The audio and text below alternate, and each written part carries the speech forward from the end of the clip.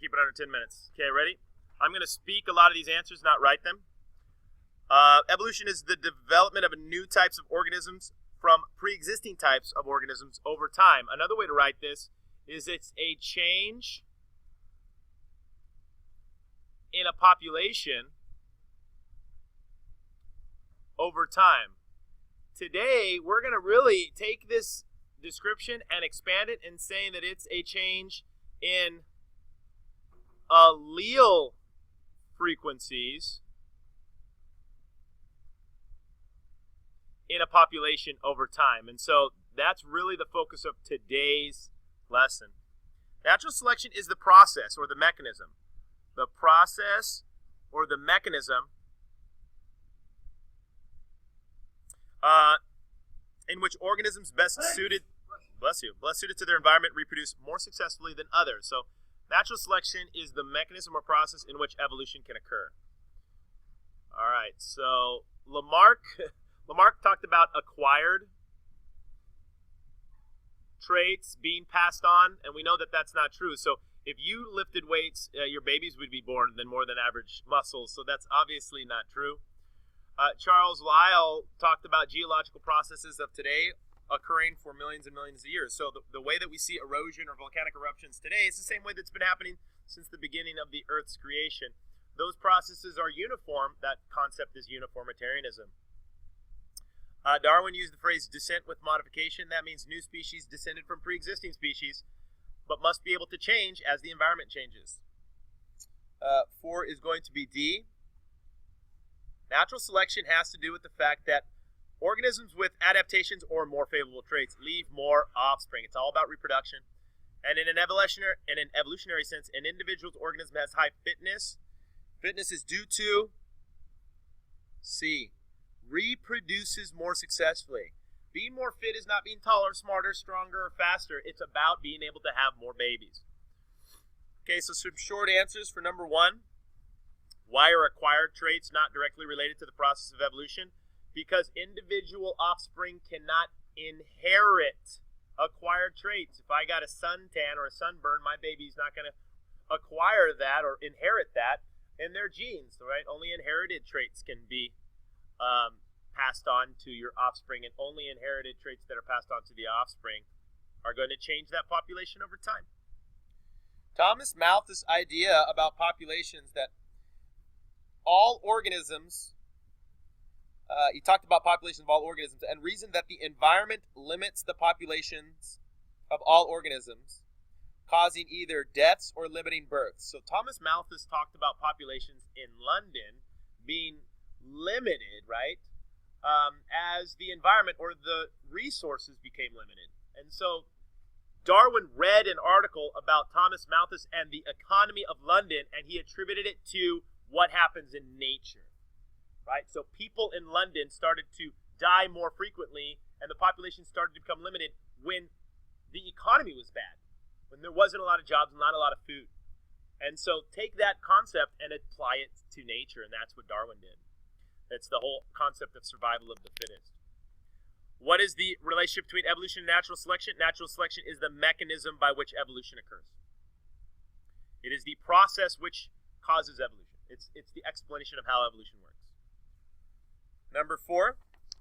So if they debated, Lamarck and Darwin, about why giraffes had long necks, Lamarck would say this: well, Darwin, giraffes have stretched their necks over the course of their lifetime, reaching the leaves, and as their necks got longer from stretching them, they then had babies and passed that acquired trait to their offspring.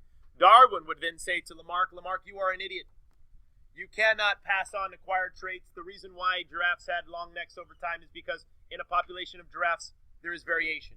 Some have longer necks than others, and those with longer necks can have more babies because they can reach more food. That's the argument between the two of them. When you look at these two species, who has the greater fitness? B, because they have more what? Offspring. I don't care if this guy is taller, faster, stronger, smarter. He's not able to produce more offspring, so his fitness in terms of evolution is lower. So the next section talks about homologous structures versus analogous structures. A homologous structure is an anatomical structure that occurs in different species and originated by heredity from a common ancestor.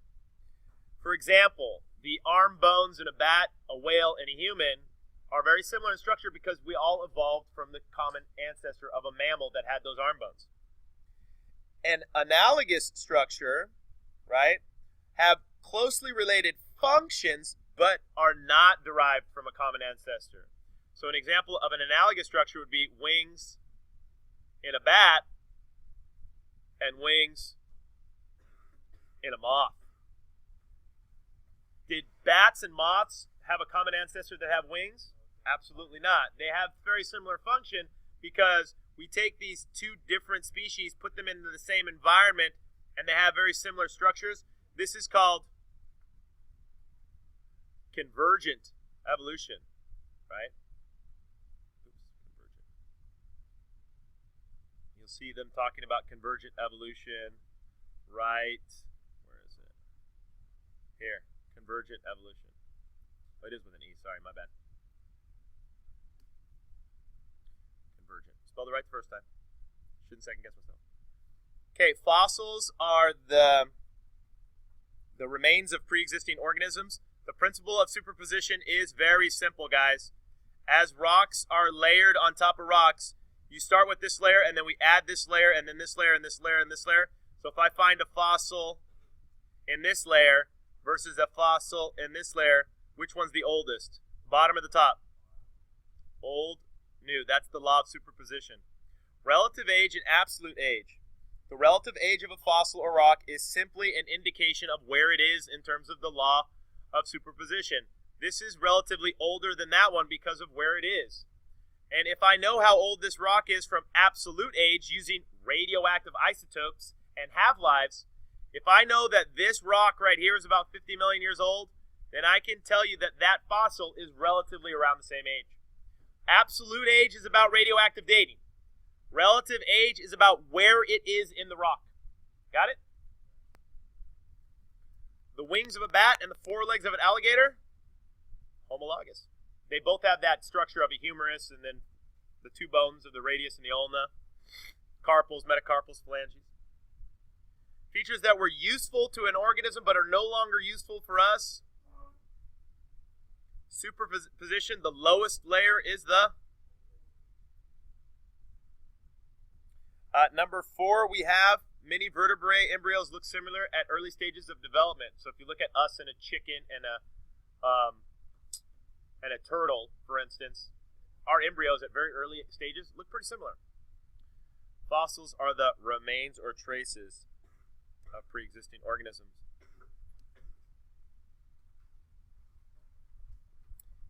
A biologist would concentrate on homologous features since they originated in a shared common ancestor. So you're going to want to focus on that. Number 2, the animal evolved from an ancestor in which that structure was functional, right? So our vestigial structures, like our tail, evolved from something where it was at one point functional. In biogeography, studies similar animals that seem to be closely related are adapted to different environments in nearby areas. Also, in areas that are widely separated, animals that seem to be unrelated are observed to have similar adaptations to similar environments in separate areas. So we look at geography to say, if you have two closely related organisms, but they're in places that are different, they're going to look different and have different adaptations. If you have totally distantly related organisms, but you place them in the same geography with similar natural selective pressures, they start to look the same. And so that's support and evidence for evolution. Why do vestigial structures persist in modern organisms? Why do you still see hip bones in whales?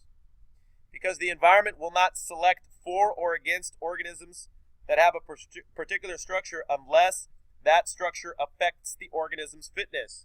So the hip bones in a whale don't matter, right? They'll disappear if having hip bones present or larger or smaller start to affect that whale, right? Our ear muscles don't affect our fitness, so they're going to be there until they do. If you guys look at these rocks, right?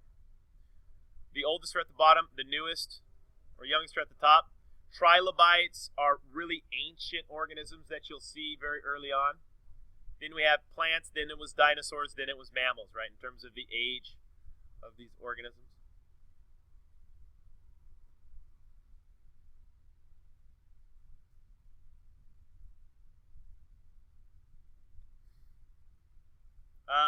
An example of adaptive radiation. We're going to be talking a little bit about all these today. It could be Darwin's finches. I also have a video I'm going to be showing you guys of something called the anole lizards of Puerto Rico. In the Caribbean, they're all over the Caribbean. Anole lizards, or Darwin's finches, right? The finches of the Galapagos.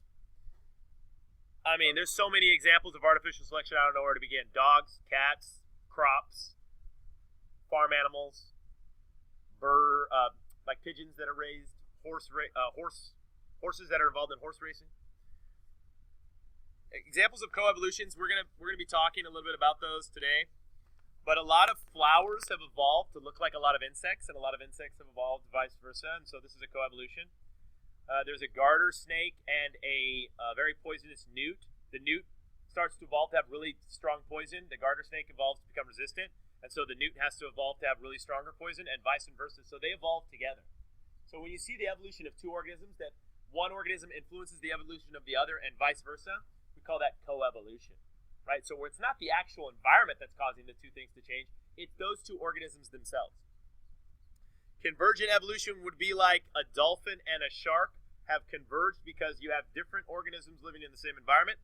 Divergent evolution is the opposite, right? So convergent evolution would be like this, right? If you place them in the same environment, they look the same.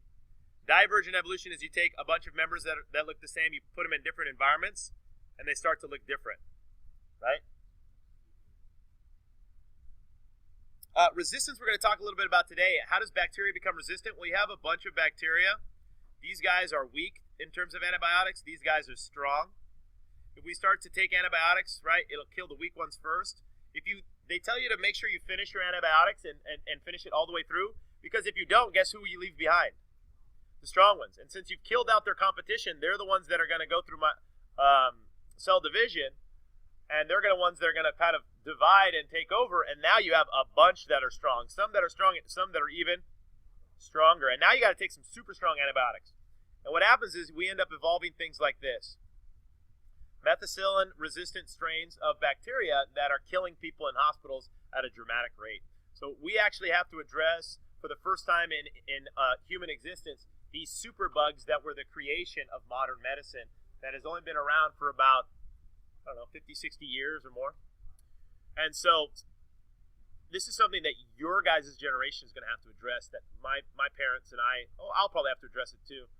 It's going to be a unique thing, the evolution of the superbug. And I think that's why there's so many TV shows about like zombie apocalypses and things like that, because that reality is very close to an actual, not zombies, but you know what I'm talking about. Yeah, the cordyceps nemesis. We'll look into that. What process is called when different species evolved similar traits? Convergent. It's like a shark and a whale, or shark and a dolphin. They're totally different species. One's a mammal, one's a fish. Finch species. This is divergent evolution, where you have one finch from Ecuador lands in all these different islands, and you end up having 13 species of finch. This is an example of what's also called adaptive radiation. Okay, divergent evolution would be most likely which of the following situations? A. 4 is D, coevolution. And 5 is A. It's when people select for some sort of desirable trait, whether it's like the taste of a fruit or how cute we like dogs. Darren. Adaptive radiation occurs when a new population in a new environment, such as islands, undergoes divergent evolution until the descendant populations fill many parts of the environment. This is how we get multiple species of finches from one common ancestor that flew from the main island of Ecuador. You take one population and you put them in a bunch of different environments, and they're going to start to diverge. That's called adaptive radiation. Number 2. What would happen if a bunch of tree-dwelling lizards, right, if all the trees died? Well, a couple things, right? They could all go extinct, right? Or they could all start to evolve, right? So of the tree-dwelling lizards, there's going to be variation. Some of them are going to be more adapted to the new environment, and some of them aren't. And so you might see them evolve, right? 3 examples of artificial selection. So many, right? Include both animals and plants. Well, dogs would be animals, right? Dogs, pigeons. Plants would be like corn, cauliflower, broccoli, kale. They all evolved from a wild mustard plant.